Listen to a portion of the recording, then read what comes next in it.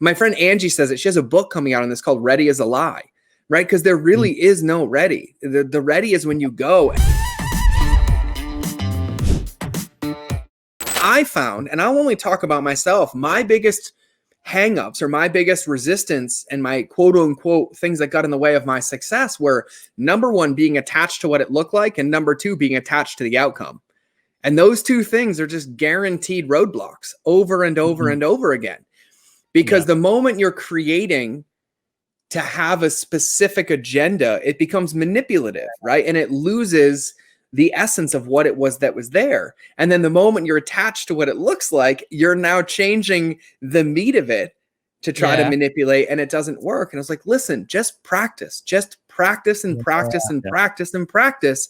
My friend Angie says it. She has a book coming out on this called Ready as a Lie, right? Because there really is no ready. The ready is when you go. And, you know, I tell people, like, entrepreneurs, like this perfection game of like, this is what it's supposed to look like. This is how it looks. I was like, all you're doing is guaranteeing your failure. Like, how many of us today would knowingly go buy the first iPhone?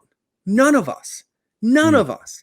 But the first iPhone is what allowed us to have this phone, right? Absolutely. Like, we look at it and we model these companies, but yet we don't model the journey. We tend to model the after state and get frustrated it doesn't happen. And I was like, if you want to model a company, go to Wayback Machine and go look at the first version of their website. Go look at the first product. Like, go look at the label, like Vital Proteins, for an example, right? Like, you look at them now, we got Jennifer Aniston doing commercials, billboards, run, you know, every cable network ever. But if you go all the way back to 2014 and 2015 and you take a peek, most of us that were involved would go like this and be like, that wasn't me. Don't look at it. Don't look at it, right? Like, and it's all a part of what gets you to where you're going, like that trial and error. But the process is where you actually learn what's going to make a difference. You have to go back and look and then be willing to grow and iterate and adjust over and over and over again. And really, you know, to be like really cheesy, like Mike Tyson says it best, like, it doesn't matter how many times you get knocked down, it's just you stand back up. When it comes to entrepreneurship, you should expect to know, like, the founders of Robinhood got rejected by 82 investors, 82, right? Like, and then now you look at it, like, you start to go look at it and you're like, this is not a game of perfection. It's a game of resiliency and consistency over and over and over again. But here's what I can guarantee you. I can guarantee you that if you're sitting in the chair planning and planning and planning, there's zero chance of success. But if you get out of the chair and start playing and playing and playing, there's a guaranteed path to success, right? And so you can't get better at a game you don't play. You can't become the best until you start, right? Like, you can't become Tom Brady by watching football games on TV. Like, turn the TV off and go get in the backyard, start throwing balls, start getting in shape, start doing all the things that you have to do.